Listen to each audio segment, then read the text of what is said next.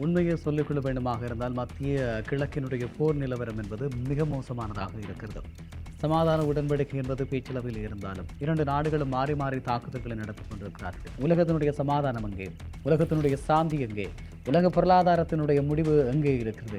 இந்த இரண்டு நாடுகளும் மோதிக்கொள்வது உலக பொருளாதாரத்தை எந்த அளவுக்கு பாதிக்கிறது? இப்படியான கேள்விகள் தொடர்ச்சியாக இருந்து கொண்டிருக்கிறது. உண்மையை சொல்லிக்கொள்ள வேண்டுமாக இருந்தால் மத்திய கிழக்கில் இருக்கக்கூடிய இந்த போர் நிலைமைகள், குறிப்பாக ஈரான் தன்னுடைய போரை உக்கிரப்படுத்தி இருப்பதும், அமெரிக்கா தன்னுடைய தொழில்நுட்பங்களையும் தன்னுடைய தாக்குதல் திட்டங்களையும் வரையறுத்துக் கொண்டிருப்பதும், குறிப்பாக பென்டகன் போன்ற அமைப்புகள் தொடர்ச்சியான அறிவுறுத்தல்களை வழங்கிக் கொண்டிருப்பதும், ஈரானுடைய துறைமுகங்கள் தாக்கப்படுவதுமாக இருந்து கொண்டிருக்கிறது. அதே நேரத்திலே மிக தெளிவாகவும் இறுக்கமாகவும் சொல்லப்பட்டிருக்கக்கூடிய விடயம், ஈரானுடைய இறுதி எச்சரிக்கை என்பது தொடர்ச்சியாக வெளிவந்து கொண்டிருக்கிறது.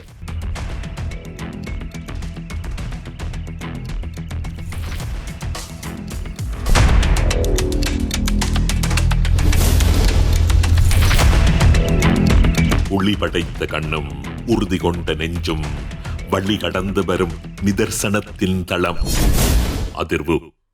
இது கொதிநிலைகளின் களம். வணக்கம், இது ஐபிசி தமிழின் இன்றைய அதிர்வு. இன்றைய நாளும் பேசப்பட வேண்டிய ஒரு சில முக்கியமான விடயங்கள் தொடர்பாக பேசிக் கொள்ளப் போகிறோம்.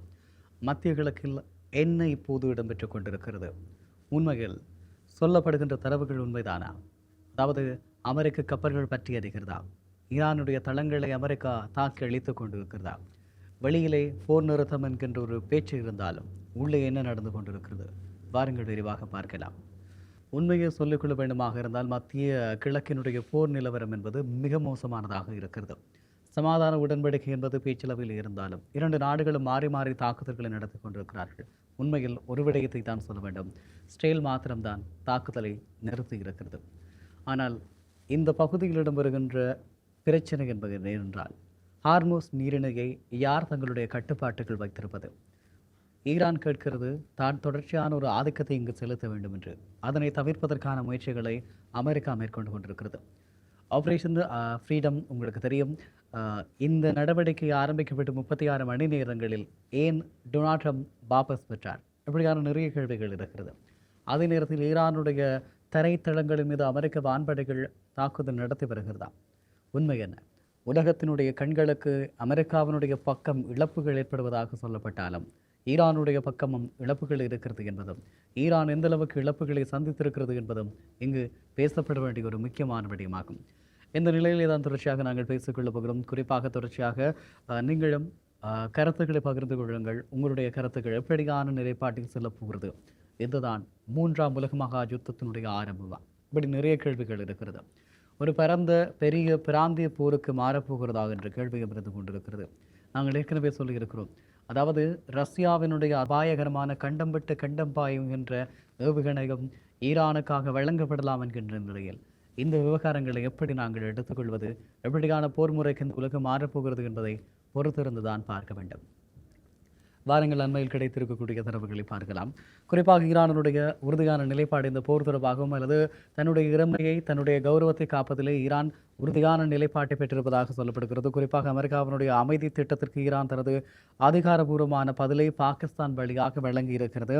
தற்போதைய பேச்சுவார்த்தைகள் அனைத்தும் ஈரான் மீதான இராணுவ தாக்குதல்களை நிரந்தரமாக நிறுத்துவதை மட்டுமே நோக்கமாக கொண்டிருக்க வேண்டும் என ஈரான் வலியுறுத்தி இருக்கிறது.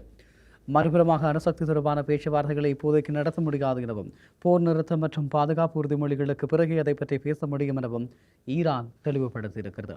உண்மையில் அமெரிக்கா நலிவடைந்து போயிருக்கிறதா? ஈரான் இப்படியான நிபந்தனைகளை விதிக்கிறது என்று சொன்னால் அமெரிக்காவினுடைய பலம் குன்றி போயிருக்கிறதா? மேற்குலக நாடுகளினுடைய ஊடகங்கள் சொல்லுகின்றது அனைத்தும் பொய்யா? இப்படியான கேள்விகள் உங்கள் ஒவ்வொருவருடைய மனங்களிலும் எழக்கூடும். அதே நேரத்தில் இதே மாதிரி தான் அமெரிக்காவினுடைய ஜனாதிபதி பேசுகிறார். ஆகவே இரண்டு தரப்புகளிலும் நாங்கள் விழவில்லை, எங்களுடைய மீசையில் மண்ணொட்டவில்லை என்றவாறு பேசிக்கொள்கிறார்கள். உண்மையில் அங்கே என்ன நடக்கிறது? இது மிகப்பெரிய ஒரு கேள்வி. இந்த கேள்விக்கான பதிலை தேட வேண்டியதும் ஆராய வேண்டிய பொறுப்பும் நம்ம ஒவ்வொருவருக்கும் இருக்கிறது. குறிப்பாக சொல்லிக்கொள்ள வேண்டுமாக இருந்தால் ஈரானுடைய 3 முக்கியமான கோரிக்கைகள். ஒன்று, இராணுவ ஆக்கிரமிப்பு நிறுத்தப்பட வேண்டும். ஈரானுடைய நிலப்பரப்பு மற்றும் லெபனான் போன்ற நட்பு நாடுகளின் மீதான தாக்குதல்கள் நிரந்தரமாக நிறுத்தப்பட வேண்டும் என ஈரான் கோரிக்கை விடுத்திருக்கிறது. அதேபோல கடல்சார் பாதுகாப்பு, ஹார்மோஸ் நீரிணை மற்றும் பாரசீக வளைகுடாவில் கப்பல் போக்குவரத்து சீரமைக்கப்பட வேண்டும். போர் நின்றால் மட்டுமே இந்த வழியை திறக்க ஈரான் தயாராக இருக்கிறது. இது 2வது நிபந்தனை.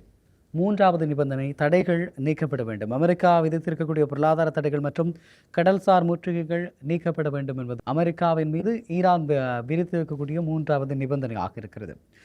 ஹார்முஸ் நீரிணையில் பதற்றம் ஏற்பட்டிருக்கக்கூடிய நிலையில் உலக எண்ணெய் விநியோகத்தில் 1/5 இந்த வழியாகத்தான் நடக்கிறது, உங்களுக்கு தெரியும். இப்படியான நிலையில் அமெரிக்காவினுடைய பொருளாதார தடைகளுக்கு ஒத்துழைக்கும் நாடுகளினுடைய கப்பல்களை இந்த நீரிணையை கடப்பதில் சிக்கல்களை சந்திக்க நேரிடும் என கடுமையான ஒரு எச்சரிக்கையை ஈரான் விடுத்திருக்கிறது. குறிப்பாக பகைமை நாடுகளினுடைய கப்பல்கள் இந்த வழியை செல்வதை தடுக்க ஈரான் புதிய சட்டங்களை இயற்றி வருவதாக சொல்லப்படுகிறது. அதே நேரத்திலே சமீபத்தில் இடம்பெற்றிருக்கக்கூடிய மோதல்கள், அதிலே இருக்கக்கூடிய உயிரிழப்புகள் தொடர்பான தரவுகள் கிடைக்கப்பட்டிருக்கிறது. தோஹா அருகே ஒரு வணிக கப்பல் ஏவுகணையால் தாக்கப்பட்டிருக்கிறது. அமெரிக்கா 2 ஈரான் எண்ணெய் கப்பல்களை செயலிழக்க செய்திருப்பதாக தெரிவித்திருக்கிறது. உயிரிழப்புகளை பொறுத்தவரை மே மாதம் 9 அன்று ஓமன் அருகே நடந்த தாக்குதலில் ஈரானைச் சேர்ந்த 6 பேர் மாயமாகியிருக்கிறார்கள். 6 பேர் காயமடைந்திருப்பதாக சொல்லப்பட்டிருக்கிறது. அதற்கு முந்தைய நாள் நடந்த தாக்குதலில் ஒரு மாலுமி உயிரிழந்திருக்கிறார். அமெரிக்க தளங்கள் மற்றும் போர்க்கப்பல்கள் மீது கடும் தாக்குதல்கள் நடத்தப்படும் என ஈரானுடைய புரட்சிகர காவல்படை எச்சரித்திருக்கிறது. அமெரிக்க வெளியுறவுத்துறையினுடைய அமைச்சர் மார்க்கோ ரூபியோ அமெரிக்க கப்பல்கள் மீது தாக்குதல் நடத்தினால் கடும் பதிலடி கொடுக்கப்படும் என எச்சரித்திருந்தார். ஈரான் ட்ரோன்கள் அல்லது படகுகள் மூலமாக அச்சுறுத்தல் கொடுத்தால் அவை உடனடியாக அழிக்கப்படும் எனவும் அவர் குறிப்பிட்டார். இப்படியான நிலையில் அமெரிக்கா இடையிலான உறவு மிகவும் மோசமடைந்திருக்கிறது. இது சிறிய தவறு கூட பிராந்தியம் முழுவதும் போருக்கு வழிவகுக்கக்கூடிய நிலையை ஏற்படுத்தும் என்று சொல்லப்படுகிறது. இதனை நாங்கள் பொறுத்திருந்துதான் பார்க்க வேண்டிய தேவை இருக்கிறது. இப்படி இருக்கக்கூடிய நிலையில் குறிப்பாக அமெரிக்காவினுடைய செனட்டர் மார்க் கெல்லி ஈரானுடனான மோதல் அமெரிக்காவினுடைய ஏவுகணைகள் மற்றும் ஆயுத கையிருப்பில் அபாயகரமாக குறைந்திருப்பதாக ஒரு தகவலை சொல்லியிருக்கிறார் என்பதை சொல்லிக்கொள்ளலாம். குறிப்பாக சொல்லிக்கொள்ள வேண்டுமாக இருந்தால் டொமஹாக் க்ரூஸ் ஏவுகணைகள், SM-3 இன்டர்செப்டர்கள் மற்றும் தோட் ஏவுகணைகள் அதிகளவில் பயன்படுத்தப்பட்டிருப்பதாக சொல்லப்பட்டிருக்கிறது. இந்த மோதல்களினால் அமெரிக்காவுக்கு சுமார் $50 பில்லியன் வரை செலவாகி இருப்பதாக மதிப்பிடப்பட்டிருக்கிறது. இந்த ஆயுதங்கள் மீண்டும் நிரப்ப பல ஆண்டுகள் ஆகும் என்பதால் சீனா போன்ற பிற நாடுகளுடன் மோதல் ஏற்பட்டால் அமெரிக்காவின் இராணுவம் பலவீனமாக இருக்கும் என கவலை வெளியிடப்பட்டிருக்கிறது என்பதையும் சொல்லிக்கொள்ளலாம். அதே நேரம் ஈரானின் இராணுவ தயார்நிலை மற்றும் எச்சரிக்கை உச்சகட்ட தயார் நிலையில் இருப்பதாக அறிவித்திருக்கிறார்கள். ஈரானுடைய உயர் தளபதி மேஜர் ஜெனரல் அலி அப்துல் லாஜி ஈரான் இராணுவம் தற்போது மற்றும் தாக்குதல் ஆகிய இரண்டிற்கும் முழு தயார் நிலையில் இருக்கிறதாம். அதாவது தற்காப்பு நிலைக்கும் தயார், தாக்குதலுக்கும் தயார் என்று அறிவித்திருக்கிறார்கள். அமெரிக்காவினுடைய கடல்சார் முற்றியை உடைக்கவும் பொருளாதார தடைகளுக்கு பதிலடி கொடுக்கவும் புதிய இராணுவ வழிகாட்டுதல்களை வெளியிட இருப்பதாகவும் அவர்கள் சொல்லியிருக்கிறார்கள். அது மாத்திரமல்லாமல் ஹோர்மோஸ் நீரிணையில் உலக எண்ணெய் வர்த்தகத்தின் முக்கிய பங்கு வகிக்கக்கூடிய இந்த நீரிணையில் புதிய சட்டங்கள் உருவாக்கப்பட போவதாக சொல்லப்பட்டிருக்கிறது. தோஹா அருகே வணிக கப்பல் அடையாளம் தெரியாத ஏவுகணையால் தாக்கப்பட்ட விடயம் உங்களுக்கு தெரியும். அதேபோல அமெரிக்காவினுடைய நடவடிக்கையின்படி ஈரானுடைய எண்ணெய் கப்பல்கள் மற்றும் சரக்கு கப்பல்கள் மீது அமெரிக்கா தாக்குதல் நடத்தியதால் பலர் காயமடைந்து மாயமாக இருப்பதாக சொல்லப்படுகிறது. இப்படியான ஒரு நிலையில் அமெரிக்கா எங்கள் கப்பல் மீது தாக்குதல் நடத்தினால் நாங்கள் நிச்சயமாக திருப்பி தாக்குவோம் என வெளியுறவு அமைச்சர் மார்க்கோ ரூபியோ கடுமையான எச்சரிக்கையை விடுத்திருக்கிறார். இப்படியான நிலைமைகள் தொடர்ந்து கொண்டிருக்கிறது. குறிப்பாக சொல்லிக்கொள்ள வேண்டுமாக இருந்தால் மத்திய கிழக்கினுடைய போர் நிலவரங்கள் என்பது மிக மோசமானதாக காணப்படுகிறது. குறிப்பாக சொல்லிக்கொள்ள வேண்டுமாக இருந்தால் இன்னும் ஒரு விடயத்தையும் சொல்லிக்கொள்ள வேண்டும்.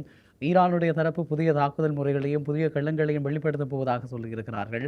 இந்த புதிய வெளிப்படுத்தல் என்பது எப்படி இருக்கப் போகிறது, எப்படியான வழிகாட்டுதல்களை ஏற்படுத்தப் போகிறது, எப்படியான விளைவுகளை கொண்டு வரப்போகிறது என்பதிலே தான் இந்த உலகத்தினுடைய அமைதிக்கான சமநிலை காணப்படுகிறது.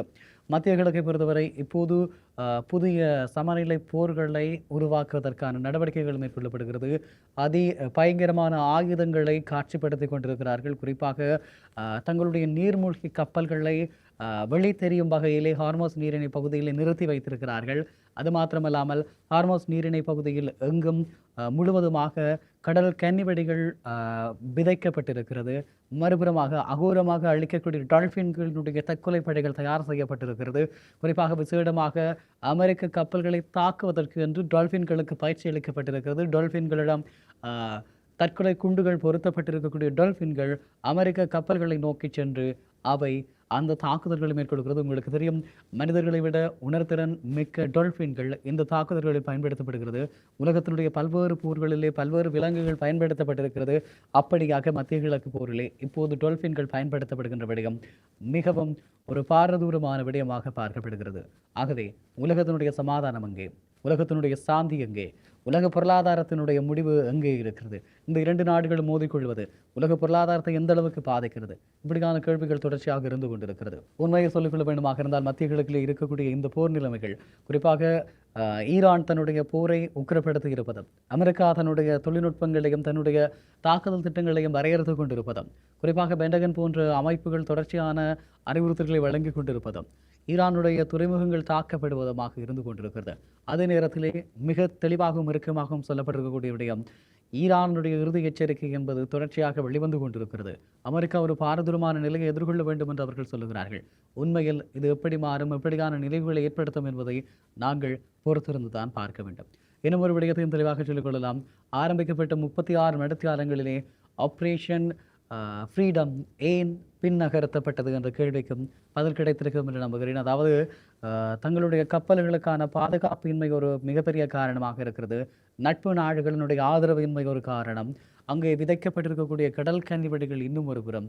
இப்படி அமெரிக்காவும் சில அச்சங்களை எதிர்கொள்ள வேண்டிய நிலைமை காணப்படுகிறது என்பதையும் சொல்லிக்கொள்ளலாம். தொடர்ந்து இணைந்திருங்கள் அன்பான உறவுகளே. மத்திய கிழக்கினுடைய போர் நிலவரங்களை துல்லியமாக உங்களோடு பகிர்ந்து கொள்ள நாங்கள் தயாராக இருக்கிறோம். ஐபிசி தமிழ் நியூஸ் என்கின்ற யூடியூப் பக்கத்தை பின்தொடருங்கள். ஐபிசி தமிழ் செய்திகளை பார்வையிடுங்கள். நிச்சயமாக தொடர்ச்சியாக மத்திய கிழக்கினுடைய போர் நிலவரங்களை உங்களோடு பகிர்ந்து கொள்ள நாங்கள் தயாராக இருக்கிறோம். நன்றி உறவுகளை. மற்றும் ஒரு இன்றைய அதிர்வினூடாக உங்கள் அனைவரையும் சந்திக்கிறேன். வணக்கம்.